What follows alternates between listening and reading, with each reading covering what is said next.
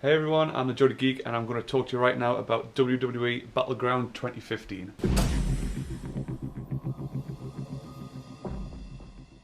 The date, Sunday 19th of July. Super early in the morning, 1 AM my time, but oh my god, this show! Quick thing, started doing a Google Hangout last night, tried to do the whole show, but I only got through with the kickoff show because I was having a lot of errors, first time I did it. So if you want to watch us just farting about by myself watching the telly, then I'll probably just link it on here. Is it just me, or does Xavier Woods just look like he's having so much fun with everything he's doing with the New Day now?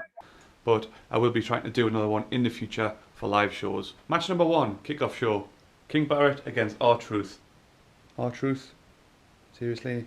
I'm a big fan of Bad News Barrett. He's not Bad News Barrett anymore, he's King Barrett. So it's good to see him getting another win in there, especially over just complete, utter gimmickness from R-Truth. But that's all R-Truth is. As you can tell by the Hangout video, I kind of phased in and out of it, but Barrett got the win. Finally, after getting the whole King of the Ring thing, which back when I watched it in the Attitude Era used to be a massive thing, it's kind of just turned into a bit of a joke now. So hopefully, get that win, get R-Truth out of the way, no more R-Truth please. Open the match of Battleground. Randy Orton, Sheamus. If you watch my Hangout, you'll know that I absolutely despise Sheamus. So really anything that he's involved with, I'm just kind of blur straight away. Randy Orton recently as well, kind of being a bit meh for us. He kind of just doesn't really seem to do much. I know he plays to the crowd a lot, but sometimes it just seems like he really doesn't give a crap. Match didn't seem too special, apart from the crowd was so hot for it. Being in St. Louis as well, that's Randy Orton's hometown. So for me, the crowd kept that match alive completely. If it wasn't in St. Louis, you wouldn't have had any reaction for it really. Randy Orton gets the win. Yay! Move on. Tag team time. New Day against the Primetime Players. Primetime Players are champs. For me, they've kind of just snuck in out of nowhere, to be honest. Getting rid of stupid teams like El Matadores and whatever they're called, the little Torito or Dorito or whatever he's called. New Day as well. Everyone's saying it now. We hated them when they were supposed to be baby faces, but now they're heels. They are some of the best. Xavier Woods is absolutely hilarious on the outside of the ring. It was a good match. It made a nice build towards the end. Primetime Players get the win. Another brilliant match in the tag team thing. Bray Wyatt, Roman Reigns. It's been building a few weeks. Bray Wyatt doing the whole messing with your mind thing on the Reigns, and Reigns doing the whole silent assassin thing, I'm gonna come out and punch you in the face. So yeah, wasn't really looking forward to it. Two big guys, but holy moly, it turned into a right slobberknocker. Power moves left, right and centre, and just some of the connections that they were getting. Oh, it was like super snug. Building really well, you didn't really know which way it was going to go. Kind of Roman Reigns, he's built himself up a lot since WrestleMania, had some brilliant matches this year, so he's working himself back up there. The crowd didn't seem to be into Roman Reigns very much, pretty much wanted Wyatt all the way, but I think Wyatt probably did need it more, especially after the whole kerfuffle with John Cena and then Taker at Mania. The finish though, no, don't like it. We don't need Luke Harper coming back. Despite the finish, really good match. It was very reminiscent of Reigns and Lesnar at Mania with the physicality, but good match. Wyatt gets a win. Start the Wyatt family again. Moving on. We've been waiting so long for this. The evolution of the Divas division is finally here after so long. We saw the start on Raw last Monday with Becky Lynch and Charlotte coming up to help Paige, and then Sasha Banks coming up. So instantly we've got 3 stables, 3 people each, and oh my god, it's going to be really good. So Stephanie announces it's going to be a triple threat match. Each team's got to pick one person to go and get the other two from the other 2 stables. Might sound like a little downer.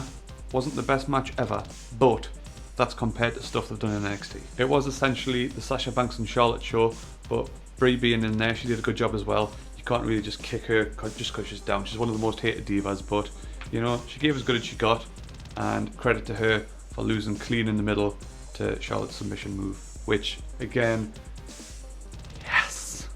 so long we've been waiting for this. Charlotte wins via submission. Moving on. John Cena, Kevin Owens, round 3. I look despondent there, but seriously, these matches are absolutely insane. Don't quote this, but John Cena for Wrestler of the Year. This is the 3rd match between them. They're all set 1 apiece, finally for the US title, and it was awesome. But the finish. Anybody that knows me knows I absolutely detest the STF. It's a hug. I can't remember the last time I seen John Cena successfully lock in an STF and make it look a little bit painful for the other wrestler. And don't have Owens tap clean. Why not have him pass out? Because then he still gets the rub of the fans, he's still going up as a heel, and it's not just yet another person that John Cena knocks down. Saying that, it's still not a burial. There's a difference between someone getting buried and someone still getting put over. Kevin Owens was not remotely buried at that. He's got so much traction as a heel right now, and all the fans love him. Shame about the ending, brilliant match, loads of near falls, fans were well into it. Hashtag Cena wins lol. Moving on. Welcome to the main event! Seth Rollins, Brock Lesnar. What do we think's going to happen here? You're wrong. It's a little bit of a worry when you've got a match like this that's been built for so long, when your next pay-per-view is one of the main ones of the year. Pulled it right out the bag. Lesnar, absolute domination. Rollins gets a little bit of offense in on his ankle, but it's just Lesnar, Lesnar, Lesnar, Lesnar, Lesnar, Lesnar. Up and over, up and over, up and over. Suplex, suplex, suplex, suplex, suplex. Domination throughout. Getting ready to go for the... Wait a second, what's that? Wait, what? Why is the lights go... Oh my god, it's Taker! It's leaving WrestleMania? Taker comes in, looking better than he's ever done in years, and he looks pissed. I mean really pissed. One thing, low blow. Is he a heel? No one cares. Taker drops Lesnar with 2 tombstones, and oh my god, what's going to happen at SummerSlam? Think about it for a second. Was it actually Taker, or did Seth Rollins just evolve when the lights went out? My mind was blown.